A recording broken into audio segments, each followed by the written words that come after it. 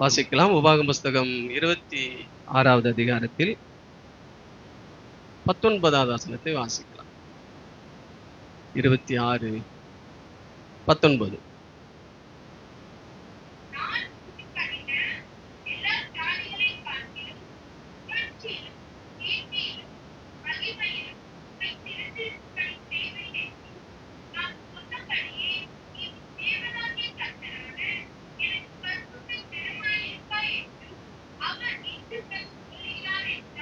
அல்லேலூயா, அல்லேலூயா. என்ன சொல்றாரு? நான் உண்டு பண்ணின எல்லா ஜாதிகளை பார்க்கிலும். என்னடா அது பைபிள்லயே ஜாதி பத்தி சொல்லுது அப்படின்னு நினைக்கிறீங்களா? இல்ல இல்ல, பைபிள்ல ஜாதி கிடையாது. பைபிள்ல இருக்கிற ஜாதி ரெண்டு ஜாதி தான். ஒண்ணு ஆண் ஜாதி, இன்னொன்னு பெண் ஜாதி. அதை இன்னொரு மாதிரி கூட விளக்கலாம். இன்னொரு அது ரெண்டே ஜாதி தான். ஒன்று பரிசுத்த ஜாதி, இன்னொன்று பாவம் செய்கிற ஜாதி, பாவ ஜாதி. அவ்வளவுதான். அப்ப இங்க ஜாதின்னு சொல்லுதே அப்படின்னா, ஜாதி என்றால் நேஷனல், ஒரு இனக்கூட்டத்தை, அது ஒரு நாட்டு கூட்டத்தை காட்டுவதுதான் ஜாதி. ஆகவே அது போல இப்ப என்ன சொல்றாரு?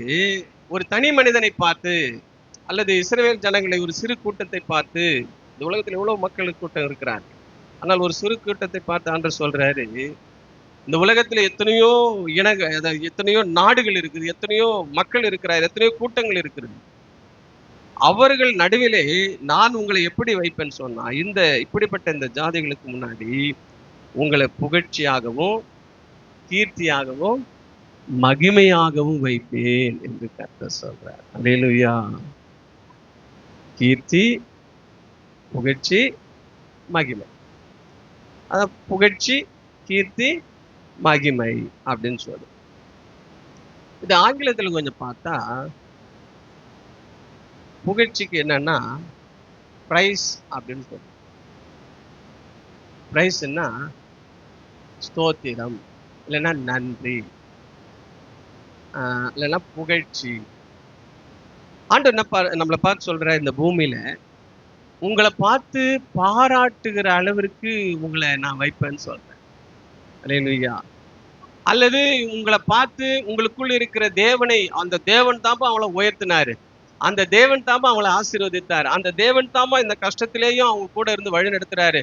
அவங்க எதிர்பார்த்தது ஒண்ணு, அதே தேவன் தான் வேற மாதிரி ஒரு வித்தியாசமான ஒரு நன்மையை கொடுத்து அவர்களை ஆசீர்வதிச்சு இன்னைக்கு அவர்களை சந்தோஷமா வச்சிருக்கிறாரு, புகழ்ச்சியாய் வைத்திருக்கிறாரு. அதாவது உங்களுக்குள்ள இருக்கிற ஆண்டவரை பிரைஸ் பண்ற அளவுக்கு உங்களை தேவன் இந்த உலகத்துல புகழ்ச்சியாய் வைப்பார். அல்லேலூயா. பிரைஸ் என்றால் என்ன? துதி. பிரைஸ் தி லார்ட் அப்படின்னு சொல்றேன்ல, துதிக்கிறது இல்லையா? அப்போ ஆண்டவர், உங்களுக்குள்ள இருக்கிற ஆண்டவரை போற்றுகிற அளவிற்கு உங்களை ஆசீர்வதிப்பார். இப்ப ஆண்டவருக்கு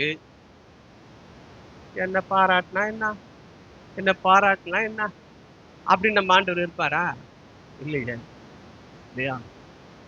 அவரை குறித்து வேதம் சொல்லுகிறது, வானத்தில் இருக்கிறவர்கள், பூமியிலே வாழ்ந்து கொண்டிருக்கிற மனிதர்கள், பூமிக்கு கீழாய் பாதாளம் என்று ஒன்று இருக்கிறது, அதுல இருக்கிற எல்லாருடைய முழங்கால்களும் முடங்கக்கூடிய, நடுங்கக்கூடிய, அவருக்கு முன்னாடி தாழ்மை அடையக்கூடிய ஒரு உன்னத நாமம் உடையவர் தான் நம்முடைய ஆண்டவர். அல்லேலூயா. இந்த இயேசு கிறிஸ்து, நாம் ஆராதிக்கிற இந்த சர்வ வல்லவர், இப்படிப்பட்ட இந்த சர்வ வல்லவர் தன்னை போற்றுவதிலே அவருக்கு பெருமிதம். ஏன்னா தீமைக்கு பிசாசு தன்னை போற்ற விரும்புகிறானே, அப்போ கர்த்தர் தன்னை போற்றுவதற்கு விரும்புறதுக்கு என்ன, அவருக்கு என்ன உரிமை இல்லை? அதான் சொல்றாரு, என்னை மகிமைப்படுத்துகிறவர்களை. அல்லேலூயா. அப்போ மகிமைப்படுத்துகிறோம். கர்த்தர் பெரியவர், கர்த்தர் அற்புதர், கர்த்தர் நன்மைகளை செய்கிறவர் என்று சொல்லுகிற அளவிற்கு, கர்த்தரை போற்றுகிற அளவிற்கு அவர் நம்முடைய வாழ்க்கையில நன்மை செய்கிறவராக இருக்கிறார். அல்லேலூயா. ஒருத்தரை வாழ்த்திக்கிட்டே இருந்தா ரொம்ப சந்தோஷமா இருக்குல்ல? அதானே உண்மை. திட்டின்னு இருந்தா எனக்கு நான் பிடிக்குமா? திட்டுறது தான் பிடிக்குமா? ஏன்பா நீ வாழ்த்தாக்கிட்டு கூட போற, திட்டாத இருப்பா, கம்முன்னு இருப்பா. அப்போ ஒருவரை வாழ்த்துவது நமக்கும் ஒரு சந்தோஷம்தான். அவருக்கும் ஒரு சந்தோஷம் தான். அதுபோல நமக்குள் இருக்கிற தேவனை வாழ்த்துகிற அளவிற்கு ஆண்டவரை உங்களை இந்த உலகத்திலே புகழ்ச்சியாக வைப்பாரு. அல்லேலூயா. அப்படின்னு சொன்னால் துதிக்கிற அளவிற்கு, பார்பா வாழ்ந்தா அவளை மாதிரி வாழணும் அப்படின்னு சொல்லுகிற அளவிற்கு கர்த்தர் இந்த உலகத்திலே நம்ம கூட இருந்து நமக்கு நன்மைகளை செய்கிறவராக இருக்கிறார். அல்லேலூயா. அடுத்தது கீர்த்தி என்று பார்க்கிறோம். கீர்த்தி என்றால் என்ன? நேம், பெயர். பாடுவோம், என்ன பார்க்க? தகப்பனே தந்தையே தலை நிமிர செய்பவன் நீரே. தகப்பனே தந்தையே தலை நிமிர செய்தவன் நீரே. கேடகம் நீரே மகிமையும் நீரே. கேடகம் நீரே மகிமையும் நீரே. தலை நிமிர செய்பவன் நீரே. அல்லேலூயா. நம்ம பெயரை இந்த உலகத்துல சொல்ற அளவுக்கு வைப்பார். அப்படின்னா இன்னாருடைய பிள்ளைகள் என்று சொல்லுகிற அளவிற்கு கர்த்தர் நம்மளை இந்த உலகத்துல ஆசீர்வாதமாக வைப்பார். அப்படின்னா இன்னாருடைய பிள்ளைகள் என்று சொன்னால் நாம் சர்வ வல்லவருடைய பிள்ளைகளா இருக்கிறோம். அண்ட சராசரங்களை படைத்த மகிமையான தேவனுடைய பிள்ளைகளா இருக்கிறோம். ஆகவே அவர் நமக்காக நன்மைகளை செய்வார். உங்க பேர் இந்த உலகத்தில இருக்கிற மாதிரி உங்களை ஆசீர்வதிப்பார். ஏதோ வாழ்ந்தாங்கப்பா போனாங்கப்பா, ஒரு காலகட்டத்தில் அவங்க பேர்லாம் சொல்லாமையே போய், ஆனா சொல்ற அளவுக்கு ஆண்டவர் நம்மை இந்த உலகத்திலே வாழ வைக்கிறவராக இருக்கிறார். அல்லேலூயா, அல்லேலூயா. ஏன்னா நாம் ஆண்டவருடைய பிள்ளைகள். அவர் நமக்கு கொடுக்கிறார் வாக்குத்தத்தத்தை. உங்களை அந்த அளவுக்கு நான் உங்க நேம இந்த உலகத்துல சொல்ல வைப்பேன் அப்படின்ற. இன்னாருடைய பிள்ளைகள் அவரா இன்னார் என்று சொல்லுகிற அளவிற்கு நான் உங்களை உயர்த்துவேன் என்று கர்த்தர் சொல்ற. அடுத்தது பார்க்கிறோம், மகிமையிலும்.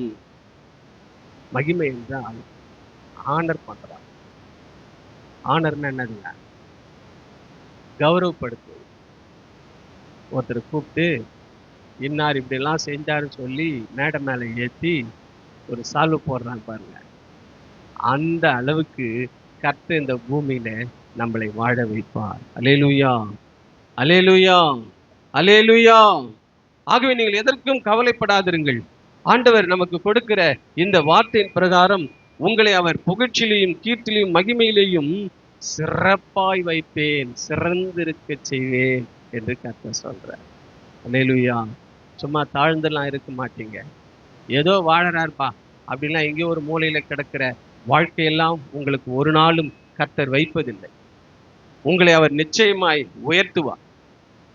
உங்களை சிறந்திருக்கும்படி, சிறப்பாய் இந்த உலகத்திலே வாழ வைக்கும்படி கர்த்தர் கிருபை தருவார்.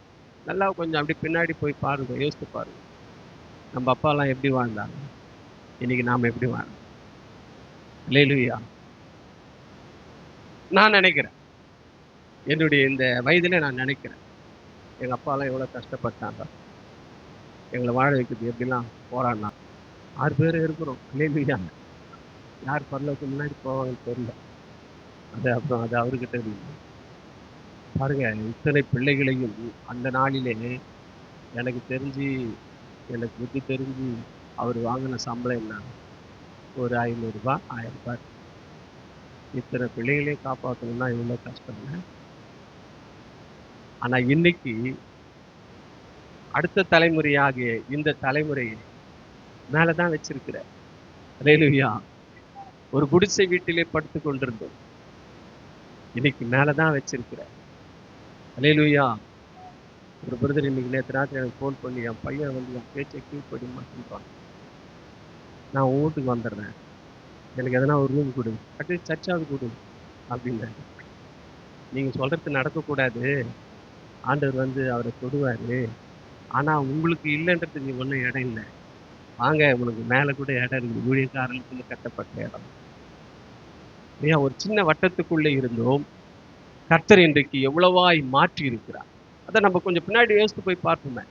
எங்கள் அப்பா அம்மாலாம் வாழ்ந்தது, நம்ம அப்பா அம்மாலாம் இருந்த நிலை இன்னைக்கு நமக்கு இல்லை. உயர்த்தி தான் வச்சிருக்கிறார். அல்லேலூயா. இப்ப சொல்றார் ஆண்டவரு, உங்க பிள்ளைகள் உங்களை விட நல்லா இருப்பான். அல்லேலூயா. அதுதான் உண்மை. அதுதான் இங்க சொல்லப்படுகிறது. உன் பெயர், அதாவது உனக்கு நல்ல ஆனர் கொடுக்கப்படும், நல்ல மரியாதை உனக்கு கிடைக்கும், உன்னை அந்த அளவுக்கு நான் இந்த உலகத்திலே ஆசீர்வதிப்பேன் என்று அவர் சொல்றார். அல்லேலூயா. ஆனா அந்த வார்த்தையில ஒரு கட்டளை கொடுக்கிறார் பாருங்க. நீ உன் தேவனாகிய கர்த்தரான எனக்கு பரிசுத்த ஜனமாயிருப்பாய் என்று அவர் இன்று உனக்கு சொல்லுகிறார். அதுக்கு என்ன செய்யணும்னா, நான் சொன்னபடியே, இல்லையா? 18 வசனத்தை படிக்கலாம்.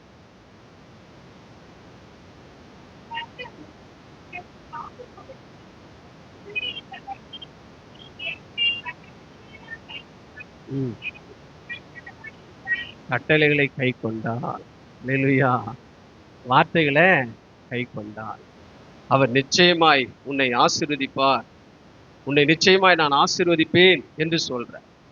அப்படி நான் இதை குறித்து தியானிக்கும் பொழுது எனக்கு பைபிளில் யாரெல்லாம் சிறந்திருக்கும்படி செய்தார் என்று சொல்லும் பொழுது நிறைய பேரை ஆண்டவர் காட்டினாரு. நான் ஒரே ஒரு நபரை மட்டும் உங்கள் முன்னாடி வைக்கிறேன். யோபுவின் புஸ்தகத்திலே யோபினுடைய வாழ்க்கை குறித்து நம்ம பார்க்கலாம். யோபு அந்த இடத்திலே, அந்த யோபின் புத்தகத்திலே அவன் மிகவும் ஆசீர்வாதமாயிருந்தான். அவன் சம்பத்து பெரிதாய் இருந்தது. அவன் எல்லாருக்கும் முன்னாடியும் அவன் உயர்த்தப்பட்டவனாயிருந்தான். அவனுக்கு செல்வங்கள் சிறந்திருந்தது. பிள்ளைகள் அநேகர் இருந்தார்கள். அவன் அநேகர்களுக்கு உதவி செய்கிற அளவிற்கு அவன் உயர்ந்திருந்தான். இப்படிப்பட்ட ஒரு சூழ்நிலையிலே அந்த தேவனுக்காக அவன் எப்படி இருந்தான் என்று சொல்லி பார்க்கும் பொழுது 8 வசனம் படிக்கலாம். 1:8.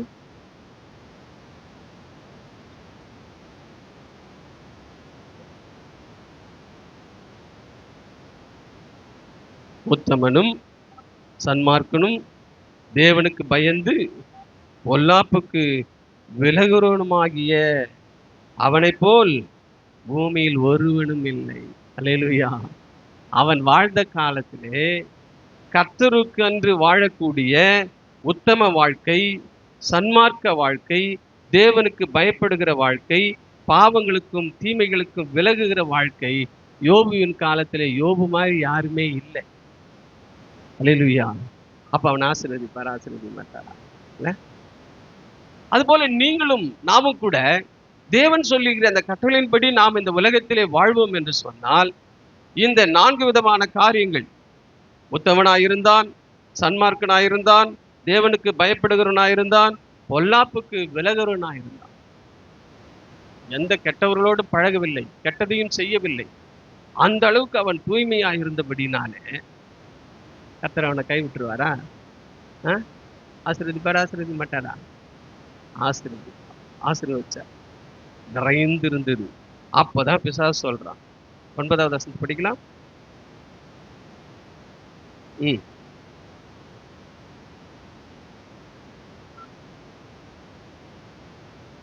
சும்மாவா? விருதா என்னதுங்க?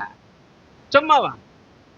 அவன் உங்களுக்கு இந்த அளவுக்கு அவன் உத்தமனாகவும் சன்மார்க்கனாகவும் உமக்கு பயப்படுகிறவனாகவும் பொல்லாப்புக்கு விலகுறவனாகவும் இருக்கிறதற்கு என்ன காரணம்? நீர் அவனுக்கு கொடுத்தீங்க, அதுக்கு நன்றியாக வாழலாம் அப்படி என்று பிசாசு சொல்றான். அப்போ ஆண்டவருக்கு ஒரு பெரிய வருத்தம். என்ன, நான் கொடுத்ததுக்காக அவன் நன்றியா வாழறானா? அப்படின்னா எல்லாரும் வந்துருவாங்களே. இல்ல இல்ல, நான் கொடுத்ததுனால மட்டும் அவன் நன்றியா வாழல. அவனுக்கு நான் கொடுத்ததெல்லாம் இல்லாமல் போனாலும் கூட அவன் நன்றியாய் வாழ்வான். அவன் எனக்காய் வாழ்வான், பரிசுத்தமாய் வாழ்வான், உத்தமனாய் இருப்பான், சன்மார்க்கனாய் இருப்பான், எனக்கு பயந்தவனாய் இருப்பான், பொல்லாப்புக்கு விலகுவனாய் இருப்பான் என்று சொல்லி அங்கே சாத்தானுக்கு ஆண்டவர் சொல்றார்.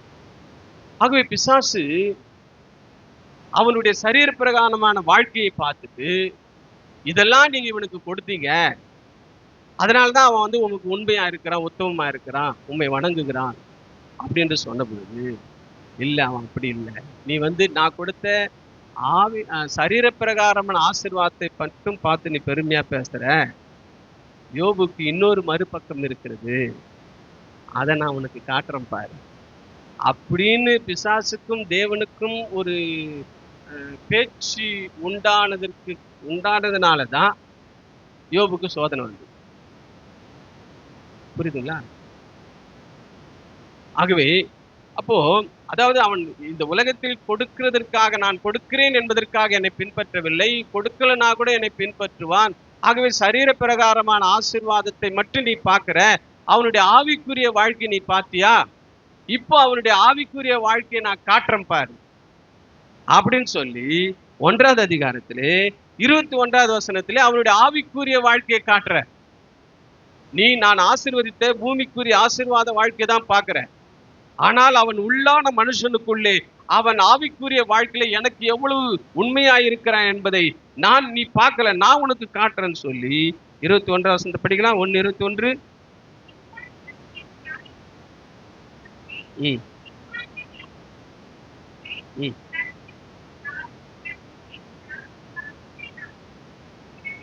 அல்லேலூயா. இந்த வாழ்க்கை பிசாசுக்கு தெரியல. அதை காட்டுறதுக்கு தான் யோபுக்கு என்ன வந்துச்சு? சோதனை. சில நேரத்தில் உங்க வாழ்க்கையில் ஒரு சோதனை வரும். கர்த்தர் என்னை கைவிட்டாரா, எனக்கு உதவி செய்யலையா, என்னை மறந்துட்டாரா, நான் இவ்வளோ நம்பி கொண்டிருந்தேனே, அவர் ஏன் எனக்கு இப்படி பண்ணிட்டாரு, மனுஷன் முன்னாடி நான் தலை குனிஞ்சு இருக்கிறேனே என்றெல்லாம் நீங்க நினைக்க வேண்டாம். அது வந்து உங்களை அவமானப்படுத்தவோ, உங்களை கைவிடவோ, உங்களுக்கு உதவி செய்ய விருப்பம் இல்லையோ என்று நீங்கள் எண்ண வேண்டாம். உங்க பக்தியின் மேலே பிசாசுக்கு ஒரு சந்தேகம், அல்லது உங்கள் பக்தியை அவன் கவனிக்கவில்லை, உங்கள் ஆசீர்வாதத்தை தான் கவனிக்கிறான். தேவன் மேல் நீங்கள் வைத்திருக்கிற அன்பை பார்க்கவில்லை. அவன் உங்களிடத்திலே நீங்கள் தேவன் மேலே வைத்திருக்கிற அன்பை பார்க்கும்படிதான் சோதனை சில நேரத்திலே யோபுக்கு வந்த மாதிரி உங்களுக்கும் வரும். அல்லேலூயா. ஆனா கலங்காதே. கர்த்தர் யோபை கைவிட்டாரா? பாருங்க, அப்போ அவனுடைய ஆவிக்குரிய ஜீவத்தை காட்டும்படியாக இந்த வார்த்தையில அவன் சொல்லும் பொழுது 22ஆம் வசனத்திலே, இவை எல்லாவற்றிலும் யோபு பாவம் செய்யவும் இல்லை, தேவனை பற்றி குறை சொல்லவும் இல்லை. அல்லேலூயா. அப்போ எனக்கு கிடைக்கிறது அதெல்லாம் வேற. கிடைக்குதோ கிடைக்கலையோ, இருக்குதோ இல்லையோ, வருதோ போதோ, அதெல்லாம் எனக்கு கவலை இல்லை. நான் தேவன் மேல் வைத்திருக்கிற அந்த பக்தியை நான் விடமாட்டேன், அவர் மேல் வைத்திருக்கிற மரியாதையை விடமாட்டேன், அவர் மேல் வைத்திருக்கிற விசுவாசத்தை விடமாட்டேன் என்பதை யோபின் வழியாய் பிசாசுக்கு ஆண்டவர் புத்தி புகட்டுறாரு. சில நேரத்தில் உங்கள் வழியாய் பிசாசுக்கு புத்தி புகட்டுவாரு. நீங்க சோர்ந்துடக்கூடாது. கஷ்டங்கள் வரும், அது பிசாசுக்கு புத்தி புகட்டுற மாதிரி. என் வழியா பிசாசுக்கு ஒரு அறிவுரை உண்டாகிறது என்று சொன்னால் பரவாயில்ல ஆண்டவரே அப்படின்னு நம்ம என்ன பண்ணலாம், கொஞ்சம் அமைதியாக ஏற்று. 2வது யோபினுடைய ஆவிக்குரிய வாழ்க்கையை பிசாசுக்கு காட்டும்படியாக 2வது அதிகாரத்திலே 9வது வசனத்தையும் 10வது வசனத்தை படிக்கலாம்.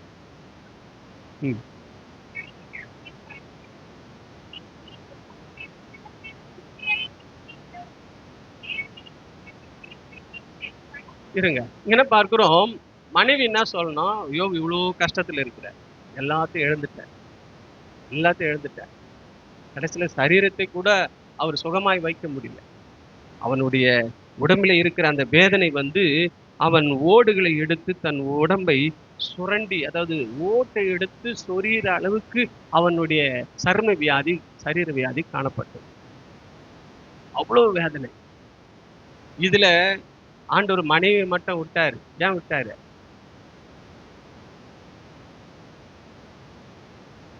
திட்டின்னு கிடக்குற மணியா? ஏன் விட்டாருன்னா, மனைவி தானே ஆறுதல் இல்லையா? ஆண்டவருக்கு அப்புறம் யாரு? புருஷன் தான் ஆறுதல். ஆண்டவருக்கு அப்புறம் யாரு? மனைவி தான் ஆறுதல் இல்லையா? புருஷனை எழுந்தவர்களுக்கு தான் புருஷனுடைய அருமை தெரியும், மனைவி எழுந்தவர்களுக்கு தான் மனைவியுடைய அருமை தெரியும். இதை இழக்காதவங்க சண்டை போட்டுன்னு தான் இருப்பான். அதனால தயவுசெய்து சண்டை போடாதீங்க, அப்புறம் எழுந்துட போறீங்க. நல்லா அன்பா இருங்க. ஒரே ஒரு வாழ்க்கை, நல்லா ஜாலியா இருக்கு, சந்தோஷமா இருக்கு. திருப்பிலாம் ஒண்ணு இந்த உலகத்துல பிறந்து திருப்பி இன்னொரு வாழ்க்கைலாம் வாழ போறதில்ல. இந்த வாழ்க்கையில சண்டை போட்டுக்கலாம், அடுத்த ஜென்மத்துல ஒண்ணா இருக்கலாம் அப்படின்ற அடுத்த ஜென்மெல்லாம் ஒண்ணும் கிடையாது. நல்லவரோ கெட்டவரோ குடிகாரரோ என்னவோ உங்க புருஷரோடத்துல அன்பா இருங்க. அல்லேலூயா, அல்லேலூயா. எல்லா காலப்போக்கில மாறும். ஆகவே இல்லாதவர்களுக்கு தான் அதனுடைய அருமை தெரியும். ஆகவே இருக்கிற நீங்களும் இல்லாதவர்களுக்கு தெரிந்த அந்த அருமை போல நீங்களும் இருக்கிறவர்களாகி நீங்கள் அதை பேணி காத்து அதை பத்திரமாய் பார்த்து அதற்கு தேவனுக்கு நன்றி சொல்லி ஒற்றுமையா வாழுங்க. அந்த ஒற்றுமை இந்த அம்மா கிட்ட இல்லை இல்லையா? நீங்கள் கவலைப்படாதீங்க. நம்ம என்ன செத்தா போயிட்டோம், திருப்பி சம்பாரிச்சிக்கலாங்க எல்லாத்தையும். நான் நல்லா தான் குத்துக்கல் மாதிரி இருக்கிறேன், திருப்பி உனக்கு புள்ளைய பெற்று தரேன் அப்படின்னு அந்த அம்மா என்ன பண்ணிருக்கலாம்? வீட்டுக்காருக்கு தைரியம் கொடுத்துருக்கணும், உற்சாகப்படுத்திருக்கணும், கஷ்டத்தை கொஞ்சம் மறக்கிறதுக்கு ஆறுதலான வார்த்தையை சொல்லியிருக்கணும். அதுக்குதான் அந்த அம்மாவை ஆண்டவர் வச்சாரு. ஆனா அந்த அம்மா என்ன பண்ணல? சரி அதுதான் செய்யல. உங்க வீட்டுக்காரு உடம்பெல்லாம் நம்பிச்சு ஓடி சொரிஞ்சுனுக்குறாரு, கொஞ்சம் சொரியறதுக்காக ஹெல்ப் பண்ணியா? சில வீட்டுக்காரெல்லாம் சொரியறதுக்கு ஹெல்ப் பண்ணும், சில மனைவிலாம் சொரியறதுக்கு ஹெல்ப் பண்ணும். இங்கதான் அங்கதான், ஐயோ முதுகுல என்னால சொரிய முடியும், இங்கதான் அங்கதான்.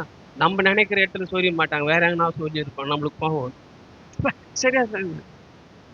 அதனால தான் இப்போ ஒரு கண்டுபிடிப்பு வந்துச்சு இவ்வளவு நீட்ல.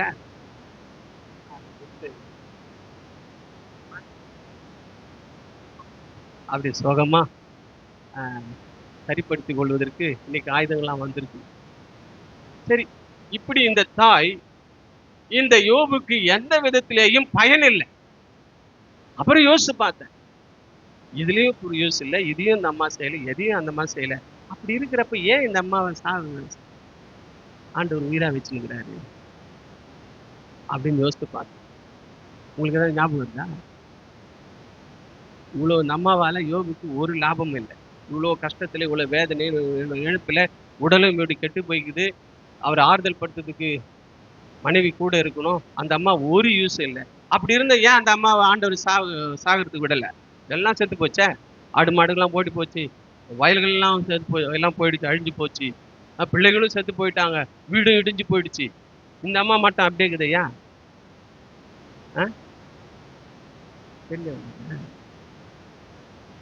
லாஸ்டா பார்க்கலாம், ஏன் இந்த அம்மா மட்டும் ஆண்டவர் வந்து இவ்வளோ பிரயோஜனம் இல்லாத இந்த சகோதரியை ஏன் ஆண்டவர் உயிரா வச்சிருந்தாரு லாஸ்டா பார்க்கலாம். இப்போ 10ஆம் வசனத்தை வாசிக்கலாம். அதற்கு அவன்,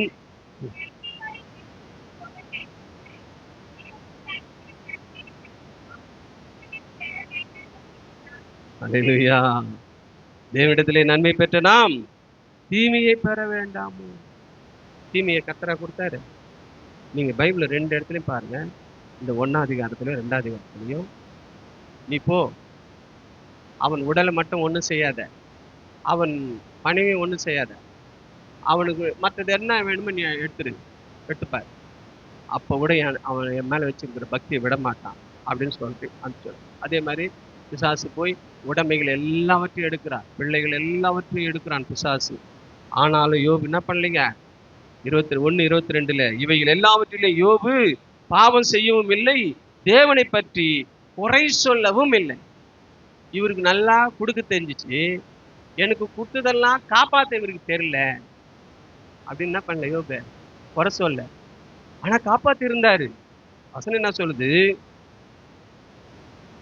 1:10 நீர் அவனையும் அவன் வீட்டையும் அவனுக்கு உண்டான எல்லாவற்றையும் சுற்றி வேலி அடைக்கவில்லையோ? காப்பாத்தினாரு, வேலி அடைச்சு வச்சாரு இல்லையா?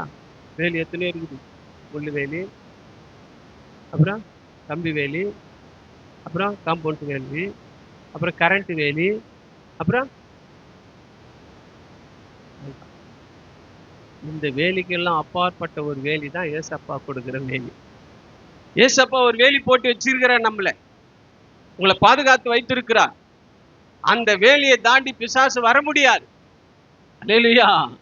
அதான் வர முடியல, வர முடியாதனாலதான் பிசாசு ஏசப்பா கிட்ட தேவன் கிட்ட தர்க்கம் பண்ணி கொண்டிருக்கிறான்.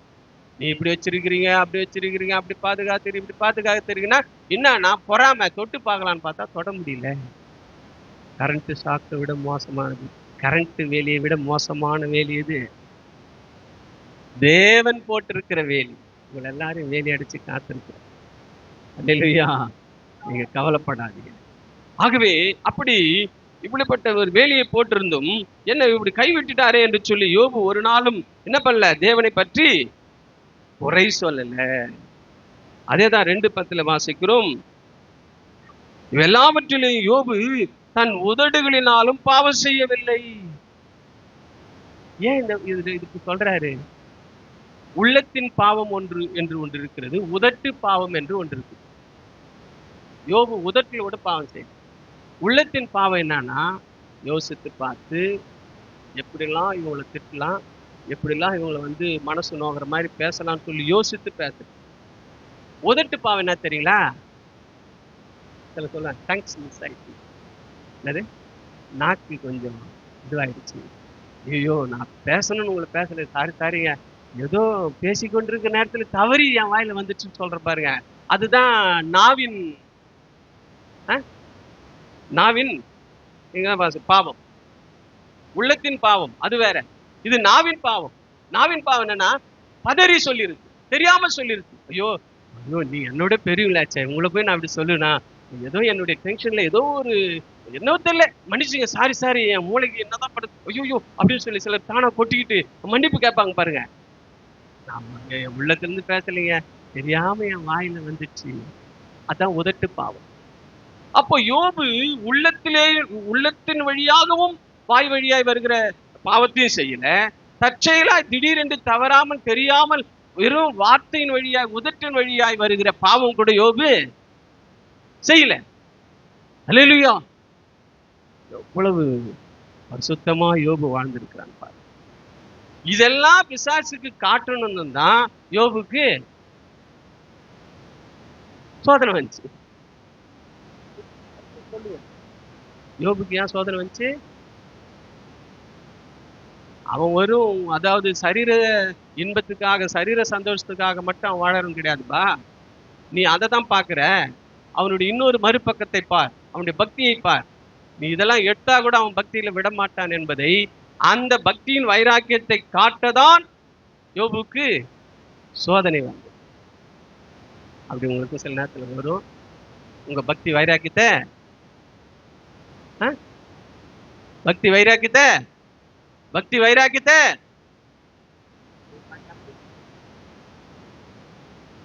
பக்தி வைராக்கியத்தை பக்தி வைராக்கியத்தை பக்தி வைராக்கியத்தை அல்லேலூயா, அல்லேலூயா, அல்லேலூயா.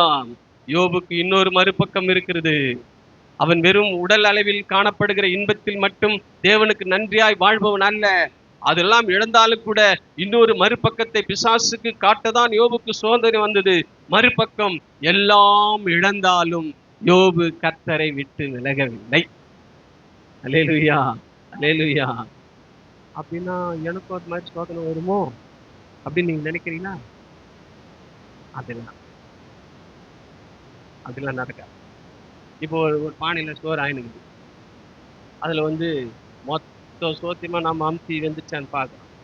இல்லைல்ல, வெந்துச்சான்றதுக்கு ஒரு சோறு அப்படி நசுக்கி பார்த்தாலே தெரிஞ்சு போகும். அந்த மாதிரி ஒரு சோறை நசுக்குனாரு யோபு. உங்களெல்லாம் நசுக்க மாட்டார். அல்லேலூயா. பயப்படாதீங்க. நீங்க எல்லாம் வெந்து நல்லா ஃப்ரெஷ்ஷா கர்த்தருக்கு தான் இருக்கிறன்றது அவருக்கு தெரியும். ஒரே ஒரு அடையாளம் மட்டும் பிசாசு காட்டுறாரு. நீ எல்லாம் எனக்கு பரிசுத்தமா இருக்கிற, என்னை பக்தியாய் வணங்குற, எனக்காக உண்மையா இருக்கிற எல்லாரையும் நான் நசுக்கி காட்டணும் உனக்கு அவசியம் இல்லை. எல்லாரும் யோபு மாதிரி தான் இருக்கிறாங்க. ஒரே ஒரு சோத்தை மட்டும் நான் நசுக்கி காட்டுறேன். அந்த சோறு யாரு? யோபு. அதனால உங்களுக்காக யோபு சோதிக்கப்பட்டார், உங்களை சோதிக்க மாட்டேன். அவனுக்கு, அதாவது தேவனுக்கு உண்மையாய் நடக்கிறவருடைய வாழ்க்கை எப்படி என்பதை யோபின் வழியா காட்டிட்டார். உங்களை ஆண்டவர் பத்திரமா தான் வச்சுட்டார். அல்லேலூயா. உங்களுக்கு சின்னதா வரும், ஒன்றும் கவலைப்படாதீங்க. அது மாதிரி எனக்கு வருமோ அப்படின்னு நீங்க என்ன பண்ணாதீங்க. அல்லேலூயா. பயப்படாதீங்க, அது தைரியமா இருங்க. எனவே இப்படி ஆண்டவருக்காக அவன் வைராக்கியமாய் வாழ்ந்தது நிமித்தம் அவன் கடைசியா நீங்கள் பார்ப்பீர்கள் என்று சொன்னால், யோபு இழந்தது எல்லாவற்றையும் அவன் இரட்டத்தனையாய் பெற்றுக்கொண்டான். உங்களுக்கு படிச்சிருப்பீங்க. ஒருவேளை படிக்காதவங்க நீங்க வீட்டுக்கு போயிட்டு யோபின் புஸ்தகம் 42வது அதிகாரத்தை அழகா நிறுத்தி நிதானமா படிங்க. எவ்வளவு இழந்தான், எவ்வளவு அவனுக்கு கிடைச்சிச்சு அப்படின்னு நீங்க பார்க்கலாம். இப்போ இழந்ததையெல்லாம் அவன் திரும்ப பெற்றுக்கொண்டான் இல்லையா? இப்ப ஏன் யோபினுடைய மனைவி மட்டும் சாவலன்னு சொன்னா, 10 பிள்ளைகளை அவன் இழந்தான். இப்ப 10 பிள்ளைகளும் பிறக்கணும் இல்லையா? அதுக்குதான் யோபினுடைய மனைவி சாவல. திருப்பி அந்த அம்மா கருவுற்று 10 குழந்தைகளை பெற்றெடுக்கிறார். எல்லாமே ரெட்டத்தனையா கிடைக்குது. வசனம் எங்க படிங்க? 42:12 படிங்க.